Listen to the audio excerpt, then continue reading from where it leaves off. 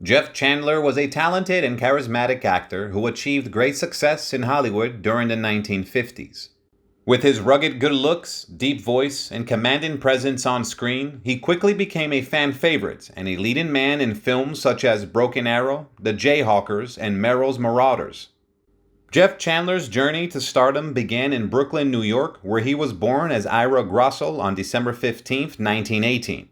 His parents, Philip Grossel and Anna, separated when he was just a child, and he spent much of his early life navigating their separation. As a young man, Chandler attended Erasmus Hall High School, where he crossed paths with future Hollywood actress Susan Hayward. He worked various odd jobs, including a stint as a restaurant cashier, all while nurturing a passion for the arts. Determined to pursue a career in acting, Chandler took a job as a layout artist, earning just $18 a week. He worked tirelessly to save enough money to attend the Fegan School of Dramatic Art, where he honed his craft and developed his skills. After completing his studies, Chandler found work in radio before securing a position at a stock agency as a stage manager and actor. His talent and dedication quickly caught the attention of casting directors, and he soon landed his first big break in Hollywood. In 1941, Chandler launched his own theater company, the Shady Lane Playhouse, which enjoyed some success with productions such as The Bad Man and Seventh Heaven. Despite his early success in the theater world, Chandler's life took a different turn when he enlisted in the Army during World War II.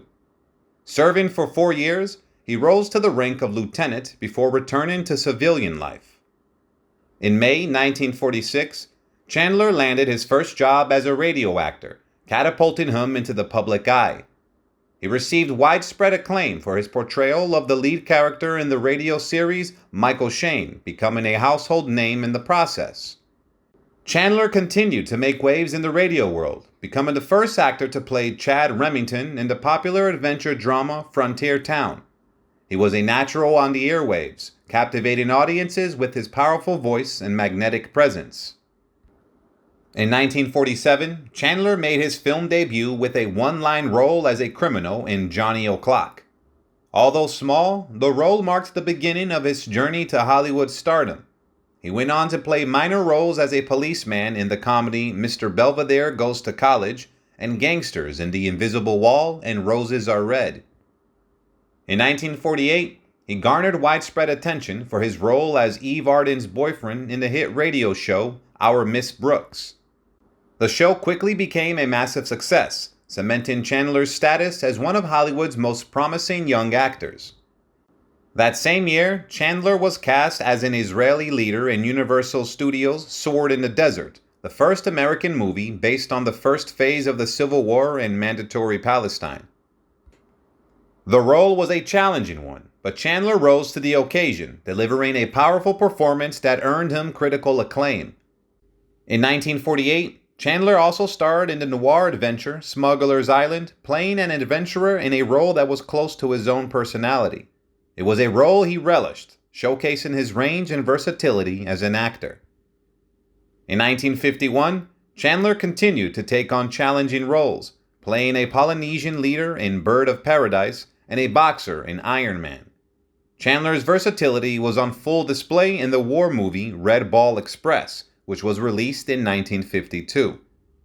He signed a new contract with Universal in 1952 and worked on several movies, including a western called The Great Sioux Uprising and adventure flicks such as War Arrow and East of Sumatra. However, in 1954, Chandler began to realize how heavy his workload was. He felt overwhelmed and refused to star in the film Six Bridges to Cross, leading Universal to suspend him. Chandler had talked about making Young Moses and a western with friends Tony Curtis and Janet Leigh, but neither film came to fruition. He even remarked that being a movie star is not worth it. Chandler reconciled with Universal, and the studio cast him in Lady Godiva of Coventry. However, Chandler refused the role and was replaced once again, this time by George Nader. The dispute was not over money this time, but rather due to Chandler's overwork, leading him to turn down the role. He was cast as Emperor Marcion in the expensive epic Sign of the Pagan and starred alongside Jane Russell in Foxfire 1955. Chandler enjoyed his role in Foxfire, saying that he was able to speak more than one word at a time in the film. The actor then ventured into crime dramas, starring in the film Female on the Beach. He also began releasing musical records. Chandler's talent earned him the lead role in one of Universal's most prestigious movies of the year, Away All Boats. He formed his own production company named Erlmar, which produced a western titled Drango.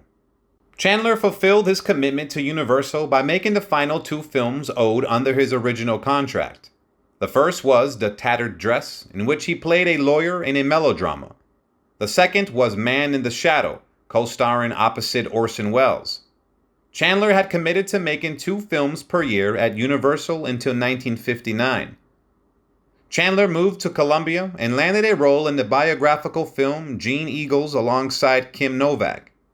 His performance earned him recognition and opened doors for him at Universal, where he starred in 2 films, The Lady Takes a Flyer with Lana Turner and Raw Wind in Eden with Esther Williams. In 1957, he was named the 10th most popular male star in the United States by a motion picture exhibitor poll. Chandler continued working with Universal and appeared in A Stranger in My Arms with June Allison. He was slated to act alongside Tony Curtis in Operation Petticoat in 1959, but he fell ill and was unable to participate.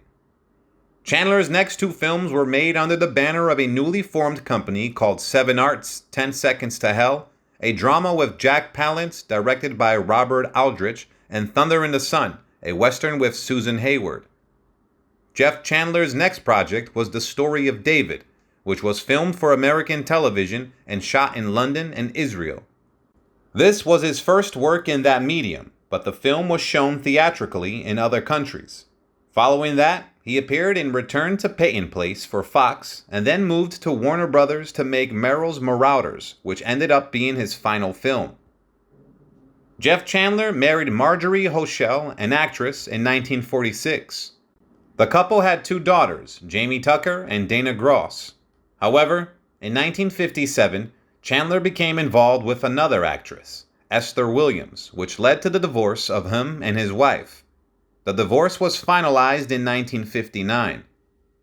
During the production of his last film, Merrill's Marauders, Chandler suffered a back injury while playing baseball with United States Army Special Forces soldiers who were working as extras in the movie. The incident took place in the Philippines on April 15, 1961. To enable him to finish the production, Chandler had injections to deaden the pain. On May 13, 1961, Jeff Chandler underwent surgery for a spinal disc herniation at a hospital in Culver City, California. Unfortunately, complications arose, and during the procedure, an artery was damaged, causing Chandler to hemorrhage. 4 days later, Chandler underwent a 7.5-hour emergency operation where he was given 55 pints of blood.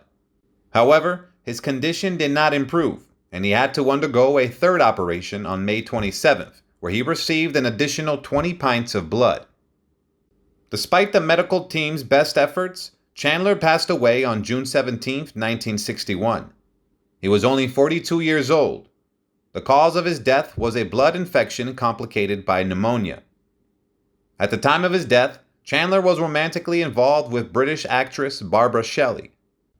His funeral was attended by over 1,500 people, and he was buried at Hillside Memorial Park Cemetery in Culver City.